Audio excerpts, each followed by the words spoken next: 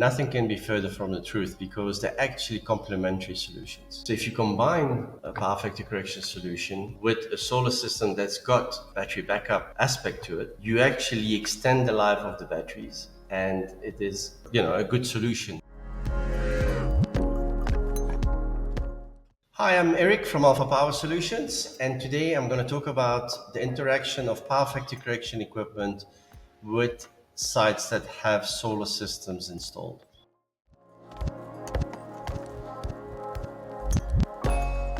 So there is a misconception out there that solar systems and power factor correction solutions are mutually exclusive technology, and nothing can be further from the truth because they're actually complementary solutions. The payback period of an investment in power factor correction equipment is extremely short. It's between 6 and 18 months. The minimum life expectancy of the equipment is at least 10 years. While solar has got a longer payback period, the solar solution, it's typically in excess of 3 years, can be as high as 6, 7, 8 years, depending on the system. Combining power factor correction solution with a solar system, the savings achieved from the power factor correction intervention actually helps reduce the payback period of the solar system, because the client is then able to plow the savings achieved from the power factor correction intervention in the payoff of the solar system.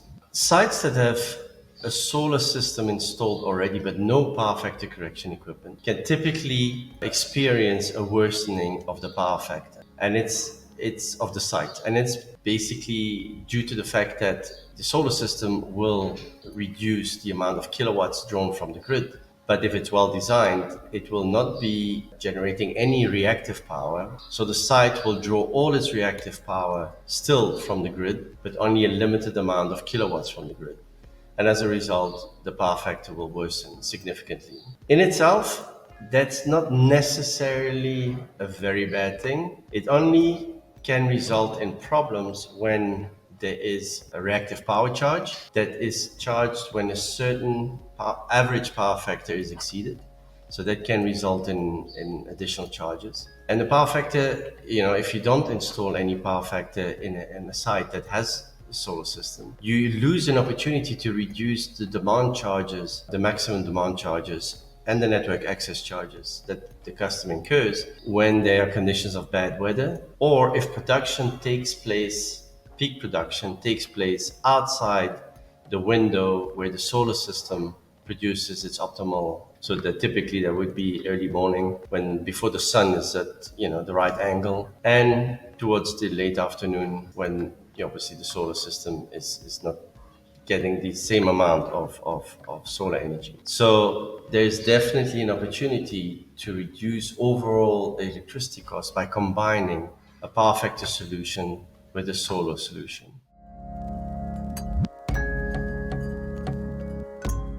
A solar system is really designed to generate active power.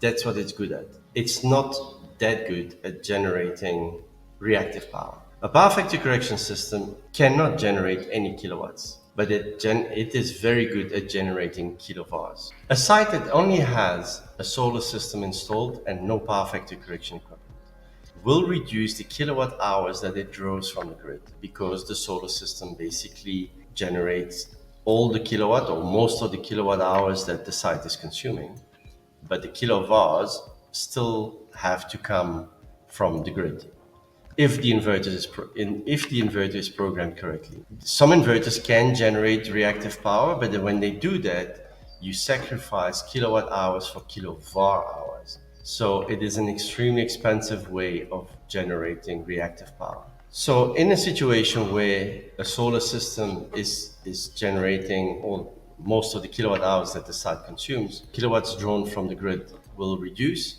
but the kilovars will still have to come from the grid.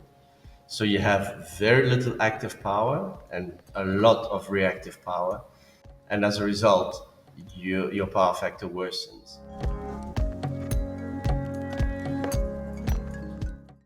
In installations where the solar system is permitted to backfeed power into the grid and the plant has got a power factor correction system installed, it is critical that the controller is a modern controller what we call a 4-quadrant controller.